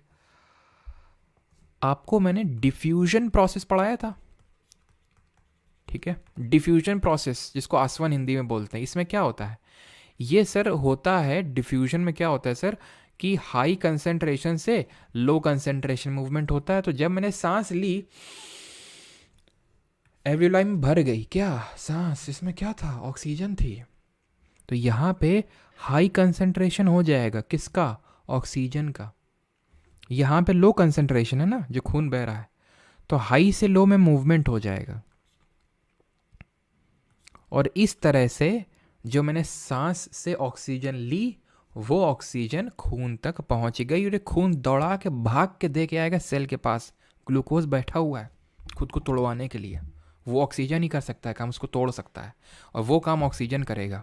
और वो कौन दे के आएगा, वो ब्लड ही दे के आएगा। लेकिन ब्लड कहाँ से ऑक्सीजन लाएगा, वो एल्विलाइज को देगा, हाई से लो में मूवमेंट होगा, ठीक। अब तुम आगे बढ़ो जल्दी से, ठीक है। अब हो ये काम हुआ क्यों, क्योंकि ग्लूकोज बैठा हुआ है कि भाई कोई आए और हमको तोड़े। इसी चीज को रेस्पिरेशन बोलते हैं। अभी तक तो जो पढ़ रहे थे that was what, that was आपका ब्रीदिंग वाला पार्ट था। अब आता है respiration. Respiration is what, respiration is the breakage of glucose to generate energy. ये जो रेस्पिरेशन होता है सर एंड मैम, जो श्वसन होता है, ये 3 तरह का होता है। मेनली तो 2 तरह का होता है, लेकिन वैसे हम 3 तरह का बोल देते हैं। एक तो जो प्रेजेंस ऑफ ऑक्सीजन में होता है, जो कि मेनली इसी के बारे में पढ़ना है, बाकियों के बारे में पढ़ना है, लेकिन अभी हमने बोला कि ऑक्सीजन क्यों ले रहे हैं, सो दैट यार ग्लूकोज एनर्जी में तब्दील हो सके। अब ग्लूकोज का तुम तेल क्या मतलब, तेल निकालोगे, इसका अचार डालोगे, अंडे डालोगे इसके ग्लूकोज का, जब वो एनर्जी में ब्रेक ही नहीं हो सकता। तो एनर्जी में ब्रेक तभी होगा जब O2 मिलेगी उसको। O2 हमने देख लिया कैसे इसके पास पहुंचेगी, तो O2 सेल के पास जाएगी। सेल में होता है ये फ्लूइड लाइक स्ट्रक्चर साइटोप्लाज्म। तो ये ऑक्सीजन क्या करेगा, इस ग्लूकोज को, जो कि फॉर्मूला होता है इसका C6H12O6, यानी 6 कार्बन का ये मॉलिक्यूल है, 3 कार्बन का एक मॉलिक्यूल होता है पाइरूवेट, उसमें टूटता है ये साइटोप्लाज्म में। बहुत छोटा, बहुत स्मॉल अमाउंट ऑफ एनर्जी भी बनती है, लेकिन वो सफिशिएंट नहीं है। हमारा हार्ट पंप कर रहा है, हमारे हाथ मूव कर रहे हैं, मैं बोल रहा हूँ, इन सब के लिए एनर्जी लगती है। वो एनर्जी जो पहले स्टेप में आती है, दैट इज नॉट इनफ। तो अब फर्दर इसका ब्रेकेज होगा, पाइरूवेट टूटेगा, अब एक्चुअल में एनर्जी बनेगी। ये होगा माइटोकॉन्ड्रिया में। पहला प्रोसेस कहाँ पे हो रहा है, साइटोप्लाज्म में, जहाँ ग्लूकोज पाइरूवेट में टूट रहा है। अब ये पाइरूवेट से एनर्जी मिल रही है, and CO2 and water as by product निकल रहे हैं। वाटर भी थोड़ा अमाउंट ऑफ हमें नीड होता है, और CO2 अभी देखेंगे, CO2 निकल जाएगी। जिस रास्ते से O2 आई थी, उसी तरह के रास्ते से CO2 बाहर निकल जाएगी एक्सेलेशन के थ्रू। ठीक है, तो अब ये प्रोसेस कहाँ पे हुआ, माइटोकॉन्ड्रिया। सेल चैप्टर आप पढ़ चुके हैं, और उसमें आपको पता है माइटोकॉन्ड्रिया को power house of the cell बोलते हैं। अब समझ में आया क्यों बोलते हैं, क्योंकि यहीं पे एनर्जी जनरेट हो रही है। और किस फॉर्म में एनर्जी जनरेट होगी जरा बताइए, जिसको कि energy currency of the cell बोलते हैं, यानी कि कोशिका की ऊर्जा मुद्रा बोलते हैं। That is nothing but ATP adenosine triphosphate, जिसके 38 मॉलिक्यूल बनते हैं, 38 मॉलिक्यूल। 36 बनते हैं माइटोकॉन्ड्रिया के अंदर, और 2 बनते हैं माइटोकॉन्ड्रिया के बाहर, यहाँ पे साइटोप्लाज्म में। ठीक है, तो 36 यहाँ पे बनेंगे, एक्चुअल में 36 यहाँ बनते हैं, और 2 ATP यहाँ बनती है। यानी कि मेन एनर्जी कहाँ बन रही है, माइटोकॉन्ड्रिया के अंदर। और माइटोकॉन्ड्रिया की 2 मेम्ब्रेन तुम्हें मैंने पढ़ाई थी, आउटर और इनर, है ना। तो बताओ किसमें किसमें आपका वो ATP जनरेट होता है। तो हमने पढ़ा था कि इस तरह से माइटोकॉन्ड्रिया जो सॉशस शेप का होता है, इस तरह से होता है आपका। तो इसमें इनर मेम्ब्रेन इस तरह से होती, क्रिस्टे के फॉर्म में होती है, और यहीं पे ATP बनती है। माइटोकॉन्ड्रिया का खुद का DNA और राइबोसोम होता है। किस और सेल ऑर्गेनल का खुद का DNA राइबोसोम होता है, कमेंट में बताइए, तब तक हम आगे बढ़ते हैं। ये काम तो हो गया सर, एनर्जी बन गई हमारे अंदर। ठीक, CO2 को लगे हाथ बाहर भी निकलवा देते हैं। तो जिस तरह से एल्वियोलाई ने O2 ट्रांसफर किया था ब्लड को, इसी तरह ब्लड की कैपिलरीज जिनमें CO2 बह रहा है, CO2 का हाई कंसेंट्रेशन है, यहाँ CO2 का लो कंसेंट्रेशन है, ये ट्रांसफर कर देंगे, और हम एक्सेलेशन के थ्रू CO2 को बाहर निकाल देंगे। और कितनी बाहर निकलेगी, रफली 4 से लेकर 4.4% CO2 बाहर निकल जाएगी। ठीक है, और दूसरा जो सेल ऑर्गेनल होता है, जिसका खुद का DNA और राइबोसोम होता है, वो प्लास्टिड होता है, जो कि हमारा सिर्फ प्लांट सेल में ही, पादप कोशिका में देखने को मिलता है। अब जब हम बहुत ज़्यादा फिजिकल एक्टिविटी करते हैं, बहुत ज़्यादा भागते हैं, क्रिकेट खेलते हैं, बहुत ज़्यादा कोई भी फिजिकल एक्टिविटी करते हैं, तो होता क्या है, ये जो एनर्जी बन रही है ये सफिशिएंट नहीं होती है। जैसे मैं भाग रहा हूँ बहुत ज़्यादा, तो एनर्जी की ज़्यादा नीड होगी ना अभी, लेकिन ये जो एनर्जी बन रही है जिस रेट से, दैट इज़ नॉट सफिशिएंट। वो मसल बोलती है भाई और तेजी, और तेजी, और जल्दी, कम ऑन गिव मी मोर।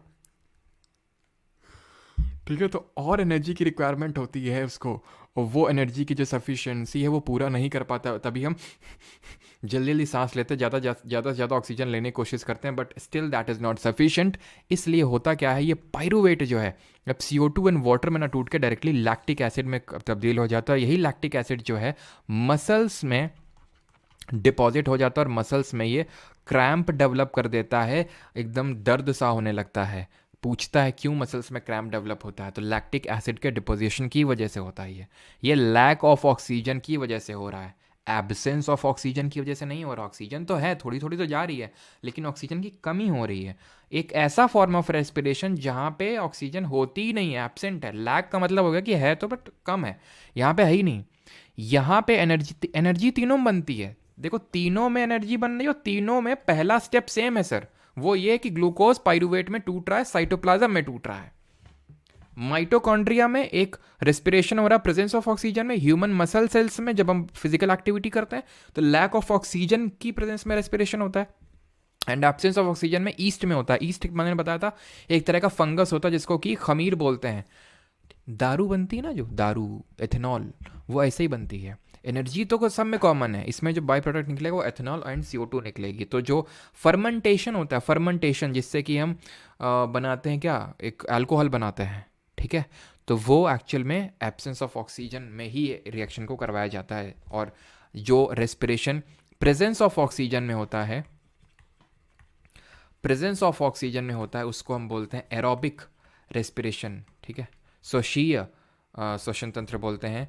और वायुवीय बोलते हैं। और जो एब्सेंस होता है, एब्सेंस ऑफ ऑक्सीजन में होता है जो रेस्पिरेशन, उसको एनारोबिक यानी अवायुवीय श्वसन बोलते हैं, एनएरोबिक रेस्पिरेशन बोलते हैं।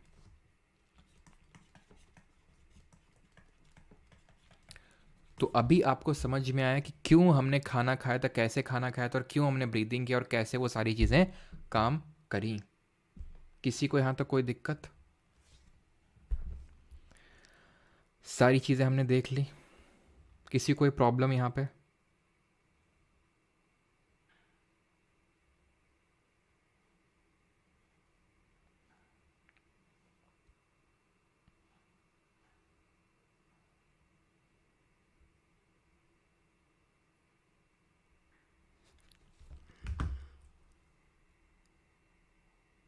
क्लियर है यहाँ तक?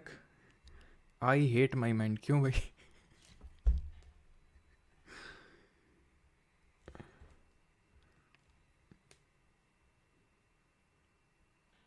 और एक चीज़ और, एंड वो चीज़ ये है, मतलब इससे रिलेटेड नहीं है बट फिर भी थोड़ा सा ध्यान रखना कि यहाँ पे जो ठोड़ी होती है ना, हमारी ठोड़ी, ठीक है, अभी तुम बोल रहे थे सीरियस सर आज सीरियस बहुत हो, थोड़ा सा मजाक कर दो तो उतने में मतलब है, वो आपके ऊपर डिपेंड करता है आप कैसे लेते हो चीज़ों को। तो देखो, अब यहाँ पे ठोड़ी होती है ना, ठोड़ी नीचे, यहाँ पे ठोड़ी में, यहाँ पे एक बोन होती है, उसको बोलते हैं हाइयोइड बोन, ठीक है, ध्यान रखना।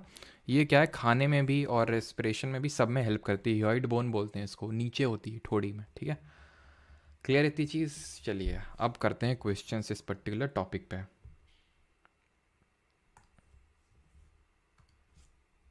और एक चीज़ ध्यान रखना, जो रेस्पिरेशन करते हैं ना, रेस्पिरेशन ऐसा नहीं कि सिर्फ हम ही करते हैं, प्लांट्स भी करते हैं, बैक्टीरिया ये सब करते हैं, सब रेस्पिरेशन करते हैं। अभी हमने पढ़ा जो एनारोबिक रेस्पिरेशन, वो कहाँ पे होता है? ईस्ट में होता है। सिर्फ ईस्ट में ही नहीं, ये जो आपके बैक्टीरिया वगैरह होते हैं उनमें भी होता है ये एनारोबिक रेस्पिरेशन, अवायुवीय श्वसन तंत्र। क्यों? क्योंकि उनमें इस तरह से हमारे जैसे एल्वलाई होते हैं, एक्सचेंज ऑफ गैस होता है, O2 आता है, उतना डेवलप्ड नहीं है ना ये लोग। तो उनका फंगाई, बैक्टीरिया, इनमें सब आपका एनारोबिक रेस्पिरेशन ही होता है। और रेस्पिरेशन भी अलग अलग, जैसे हमारी सेल में हो रहा है तो उसको सेलुलर रेस्पिरेशन बोलते हैं, ठीक है। ऐसे जो हमारे फ्रॉग लोग होते हैं, मेंढक लोग होते हैं, वो अपने फेफड़ों से भी ब्रीद करते हैं, गिल से भी, और स्किन से भी ब्रीद कर लेते हैं, ठीक है। जैसे फ्रॉग की अगर हम बात करें, फ्रॉग जो लोग होते हैं जब ये लैंड में रहते हैं तो गिल्स का यूज़ करते हैं, फेफड़ों का, गलफड़ों का जिसको बोलते हैं। और जब ये वाटर में होते हैं, वाटर में, तो ये स्किन का यूज़ करके ब्रीदिंग करते हैं, ठीक है। चलिए क्वेश्चन करिए अभी। Identify the function of lipase in the process of digestion. अब आप क्वेश्चन जल्दी जल्दी कर पाएंगे।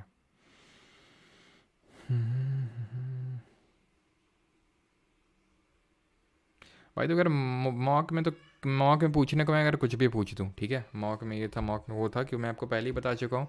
यही बात मुझसे CGL मेंस के स्टूडेंट्स ही बोलते थे, ठीक है।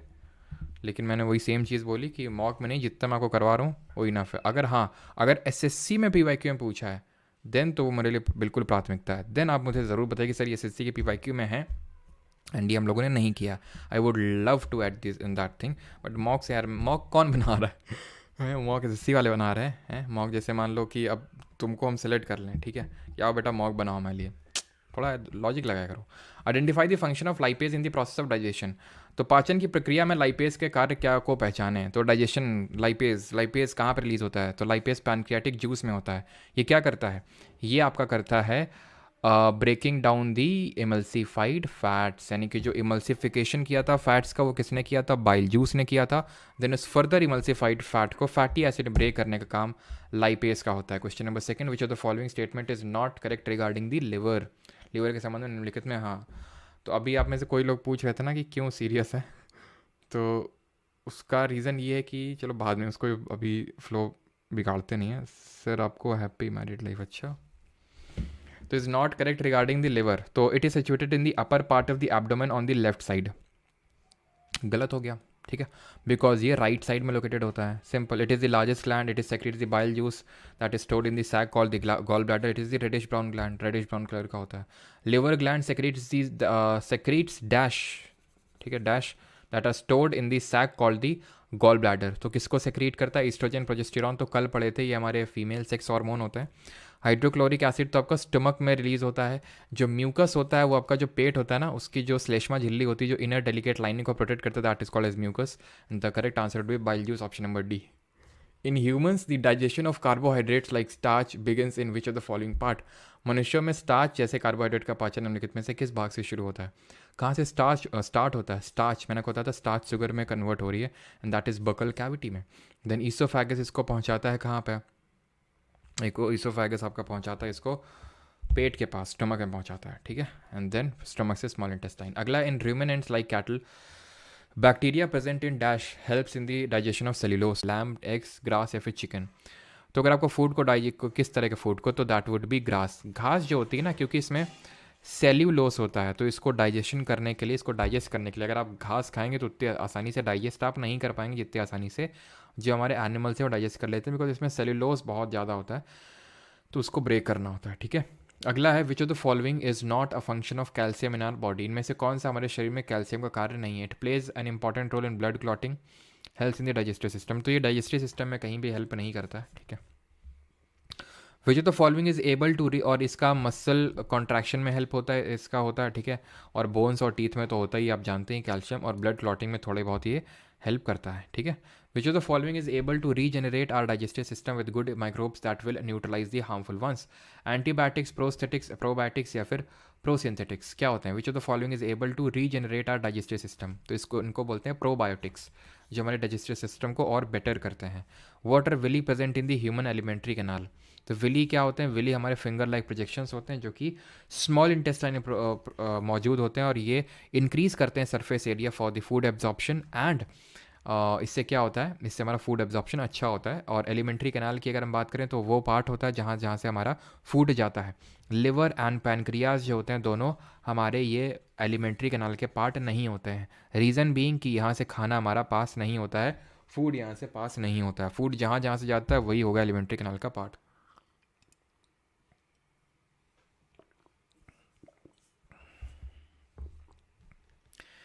ह्यूमन बींग्स में small intestine squared and is about how much long, तो 7 से 8 मीटर की होती है, ठीक है, ऑप्शन नंबर डी आंसर होगा।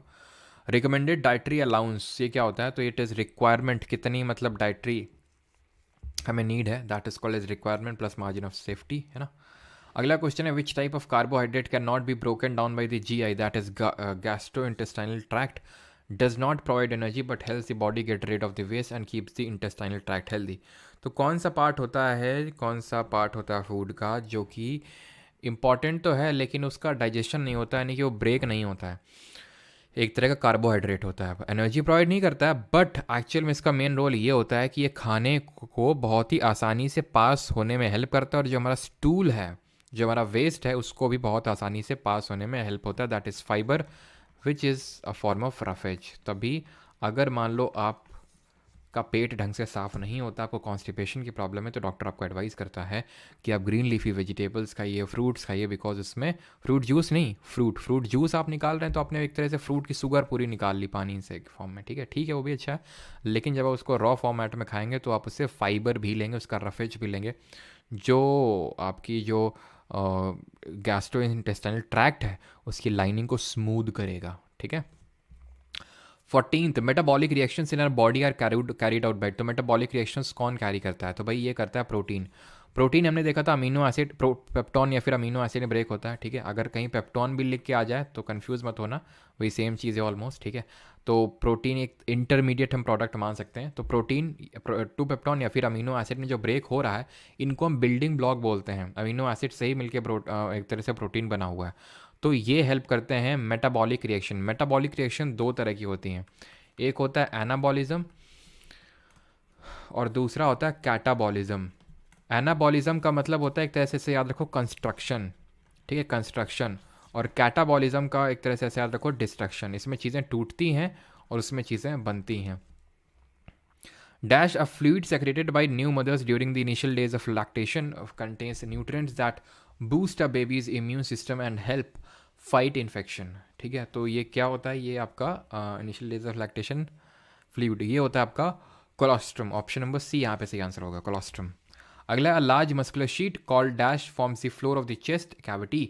तो लार्ज मस्कुलर शीट होती है जो हमारी चेस्ट की कैविटी का फ्लोर बनाती है, यानी कि जो हमारा लंग्स होता है उसके नीचे होता है, and that is nothing but diaphragm, जो ऊपर जाता है जब हमारा एक्सेलेशन होता है और नीचे जाता है जब हमारा इनहेलेशन होता है। ठीक है, लैरिंग्स हमारा क्या होता है, वॉइस बॉक्स होता है, alveoli exchange of gases, duodenum is a part of small intestine.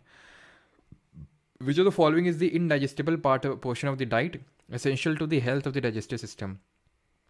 Digest नहीं होता है, फॉर्म ऑफ कार्बोहाइड्रेट है, क्या होता है, और ये हेल्थ के लिए एसेंशियल है, दैट इज रफेज, है ना, जो भी पढ़ रहे थे, फाइबर वही चीज़ होता है। ठीक है, complex food substances break down into simpler ones with the help of. तो कॉम्प्लेक्स फूड सिंपल में ब्रेक होता है किसकी हेल्प से, एंजाइम की हेल्प से। ऑप्शन नंबर बी आंसर होगा। Which of the following organ secrete HCl acid that helps our body in killing pathogenic bacteria.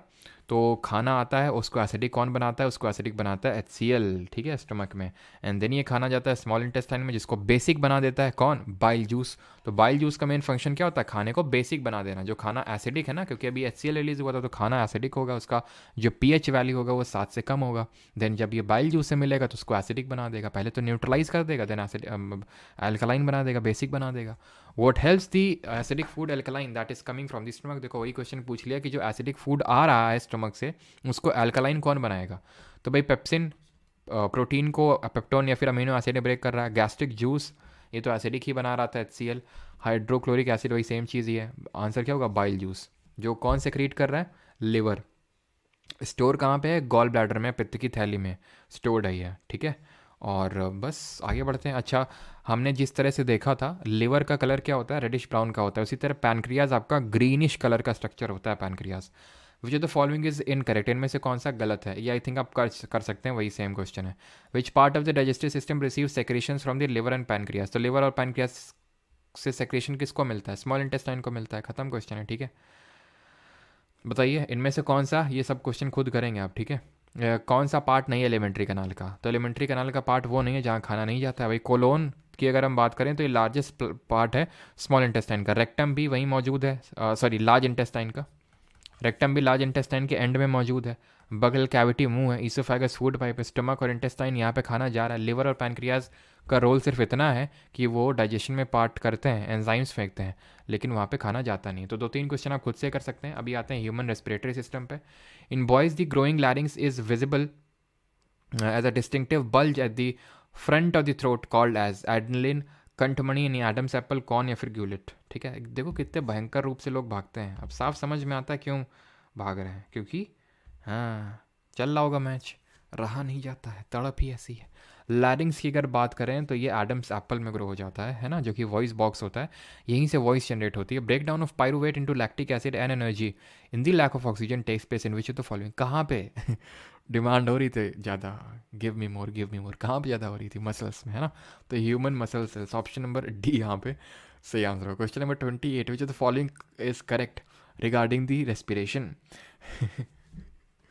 ठीक है, regular traditional breathing exercise can increase the capacity of lungs to take in more air. During inhalation, the ribs move up and outwards and diaphragm moves down.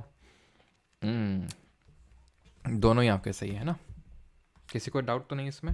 ठीक है sir, 5 number question, 5th में doubt है क्या, चलो 5th में बता देते हैं आपको। सर CAPF के लिए फ्री का भाई, CDS CAPF वाले जो है ना 11:30 AM पे परमार ऑफिसर्स चैनल पे BPYQ सीरीज़ वहाँ पे चल रही है। CDS एग्ज़ाम लगा हुआ है ना उसके लिए, ठीक है, तो वो आप अटेंड कर सकते हैं, लेकिन सिर्फ उन्हीं के लिए जिनका CDS FR CAPF AC की प्रिपरेशन कर रहे हैं, सिर्फ उन्हीं के लिए। ठीक है, परमार ऑफिसर्स पे। What is the percentage of carbon dioxide in the air excelled by the human lungs. तो कितनी होती है, 4.4%। आती कितनी अंदर, जितना एटमॉस्फेयर में होता है 0.036%। ठीक है, अच्छा बफरिंग हुआ था, अच्छा ओके, बफरिंग हुआ था, ठीक है। What is the network of air tubes, अच्छा बफरिंग की वजह से इतने लोग भागे हैं, अच्छा। What is the network of air tubes for gas exchange in insects.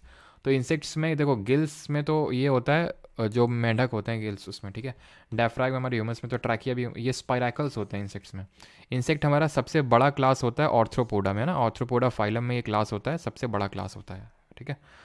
The growing voice box क्या होता है, एडम्स एप्पल होता है। Which part of the plant allows for the uptake of carbon dioxide, तो कार्बन डाइऑक्साइड आता है, limits the loss of water due to evaporation, क्या होता है, exchange of gases in plants कहाँ पे होता है, हम्म? कहाँ पे होता है एक्सचेंज ऑफ गैसेस, तो ये हमारे स्टोमेटा होता है। स्टोमेटा कहाँ पे मौजूद होता है, स्टोमेटा मौजूद होता है जो लीफ होती है ना उसके नीचे, मैंने आपको बताया था जो लीफ होती है, पत्ती होती है, पत्ती के नीचे मौजूद होते हैं पोर लाइक स्ट्रक्चर, जिसको बोलते हैं स्टोमेटा, जहाँ पे एक्सचेंज ऑफ गैसेस होता है, जिनको गार्ड कर रहे होते हैं गार्ड सेल्स, जो उसकी क्लोजिंग और ओपनिंग में हेल्प करते हैं। कमेंट में चाहिए बताइए यहाँ पे आपके कौन से टाइप ऑफ टिश्यूज़ लोकेटेड होंगे, इस पर्टिकुलर पार्ट पे कौन से टिश्यूज़ लोकेटेड होंगे। तो अगर हम बात करें यहाँ पे आपके लोकेटेड होंगे क्या, कॉलन कायमा which is irregularly thicken at the corners, अगर आपको याद आ रहा हो कॉलन कायमा इरेगुलरली थिकन होता है कॉर्नर्स पे। और यहाँ पे आपके इंटर कैलरी मेरिस्टेमेटिक टिश्यू भी लोकेटेड होते हैं, जब तक ग्रो कर रहा है तब तक तो इंटर कैलरी, और नहीं तो कॉलन कायमा यहाँ पे प्रेजेंट होता है। वेन्स ऑफ लीव में कौन से होते हैं जरा बताइए, वेन्स ऑफ लीव में, तो वेन्स ऑफ लीव में होता है आपका स्क्लेरन कायमा। सर आर्टिकल 31, अब आर्टिकल 31 भाई रिपील कर दिया गया था, ठीक है। 44th अमेंडमेंट जो था जिसमें कि आपका राइट टू प्रॉपर्टी था उसको रिपील कर दिया जा चुका था, पढ़ाया तो था मैंने आपको। Tiny pores present on the surface same stomata होगा, ठीक है। तो आप खुद से क्वेश्चन अभी कर सकते हैं, 3-4 क्वेश्चन है, ठीक है। Small the upper part of the respiratory tract is provided with the small hair like structure called as bronchi, cilia, villi या फिर एल्वेलाई। तो सर विली तो उसमें होता है स्मॉल इंटेस्टाइन में, एल्वेलाई ये फिंगर लाइक, ये सॉरी ये हेयर लाइक स्ट्रक्चर तो और नहीं होते, गुब्बारे लाइक होते हैं। सीलिया होगा, सीलिया इज व्हाट, मैंने बोला था ना सीलिया देखते ही बाल बाल दिखना चाहिए तुमको, एकदम बाल बाल हो जाए तुम्हारे दिमाग में, ठीक है। चलिए भाई, तो देख दो क्वेश्चन आप खुद से कर सकते हैं, लेक्चर होता है यहाँ पे ख़त्म, है ना। बाकी थैंक यू फॉर ज्वाइनिंग, मिलते हैं कल। क्या भैया टोनी स्टार्क कहाँ हो गया, अच्छा 5वां क्वेश्चन है टोनी स्टारक, 5th क्वेश्चन में हुआ था क्या, अच्छा इसमें हुआ था, तो मैं बोल रहा था, तो इसमें मैंने मतलब जो चीज़ तुम्हें मैंने इसमें कुछ ज्ञान दिया था तुम लोग का फ्री फंड का, वो भी तुम लोगों को नहीं पता चला क्या, मैंने कुछ फ्री फंड का ज्ञान भी दिया था इसमें, कि भाई जो हमारे गाय भैंस होते हैं वो क्या करते हैं, र्यूमिनेट करते हैं, ठीक है। मतलब खाना खाया और बैठ के आपने देखा होगा मुंह चलता रहता है, मुंह चलता रहता है, खाना खा लिया पहले मुंह चल रहा है, खाने को बाहर निकालते हैं, र्यूमन एक पार्ट होता है, ठीक है। जैसे हमारा हार्ट चैम्बर नहीं होता तो वैसे चैम्बर होता है इन लोगों का, वहाँ से खाना निकालते हैं, फिर से मुंह में लाते हैं और फिर से उसको चबाते हैं, फिर से आराम से बैठ के डाइजेशन करते हैं। उनका ये है कि भाई खा लो जितना भर सकते हो भर लो, आराम से बैठ के डाइजेशन करेंगे, और कुछ तो काम है नहीं तुम्हारी तरह ये आराम से इंस्टाग्राम चला रहे हैं, तो आराम से खाते हैं बैठ के डाइजेशन करते हैं, ठीक है। तो फ्री फंड का ज्ञान ये दिए थे इसमें तुमको कि हम भी र्यूमिनेट करते हैं, खाने को र्यूमिनेट नहीं करते, हम थॉट्स को र्यूमिनेट करते हैं, ठीक है। बाबा ओशो, बाबा परमार ठीक है। तो हम थॉट्स को र्यूमिनेट करते हैं, तो र्यूमिनेट हम कैसे करते हैं, ठीक है। तो थॉट्स को हम रिमिनेट ऐसे करते हैं कि जो हमारे पास्ट में जो चीज़ें हुई हैं उसको हम फिर से वापस लाते हैं ब्रेन में, फिर से बार बार उसको खुद को रिमिनेट करते हैं बार बार कि यार ऐसा कैसे हो गया, उसने उस मेरे को ऐसा कैसे कह दिया, कैसे ऐसे हो गया। जो चीज़ हफ्ते भर पहले 2 दिन पहले हो चुकी उसको भी हम अगेन माइंड में ला के, प्रेजेंट में ला के खुद को टॉर्चर कर रहे हैं, फिर से उसको रिमिनेट कर रहे हैं, उस चीज़ को लेकर बार बार सोच रहे हैं, है ना। सीरियस क्यों हैं, अच्छा सीरियस यार इसलिए हैं 5 to 8 में बफ था, अच्छा इसीलिए इतने लोग भागे थे। 6th में आपका प्लेटियलमेंथिस, ऐसा था क्या। 7th का भाई ग्रास, 8th का it helps in the digestive system, ये तो भारी बलंडर हो गया, हमने देखा ही नहीं। सीरियस यार इसलिए हैं, सीरियस तो नहीं है, थोड़ा दर्द से कराह रहे एक्चुअली क्या ना कि पीठ जो है काफ़ी दर्द करती है यार, और उसको मैंने दिखवाया थोड़ा सा, अभी थोड़ा होली का एक दिन ब्रेक था तो मसाज वगैरह करवाया, तो पता चला काफ़ी गांठें पड़ी हुई हैं पीठ में, ठीक है। मतलब कि वो जो नहीं स्वेलिंग हो रखी है पीठ में, ठीक है। तो वही थोड़ा सा दर्द में कराह रहे हैं तो वही है, बाकी दुखी उखी तो क्या ही है, अभी तुमको बताओ तो एकदम हंसा दें, ऐसा दुखी उखी कुछ नहीं है ना। बस वो दर्द होता है और कुछ और भी बाकी दर्द है लाइफ में दर्द तो काफ़ी रहते हैं यार, है ना, कभी खुशी कभी गम।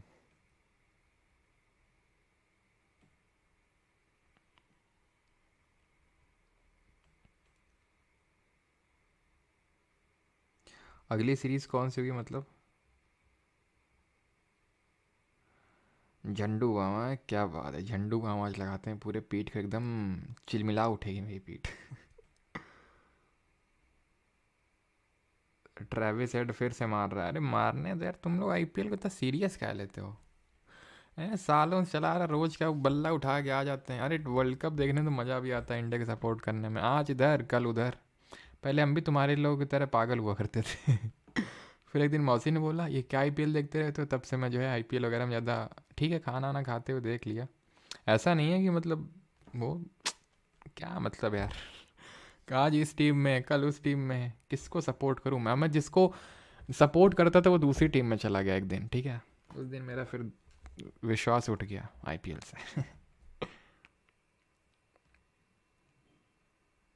हाँ सर, दर्द बांटने वाली चीज़। सही पकड़े हैं।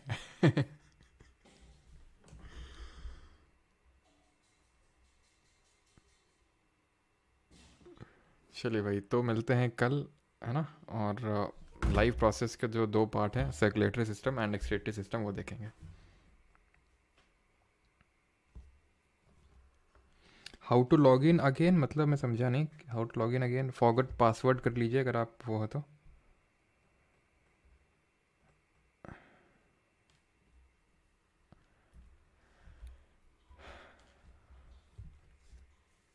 चलिए भाई, थैंक यू। एक्चुअली क्या है, कमेंट पता नहीं क्या होता है क्लास के लास्ट में आते आते तक, ये यूट्यूब में क्या कुछ ग्लिच हो जाता है, फिर मेरे फ़ोन में प्रॉब्लम है, वो दिखते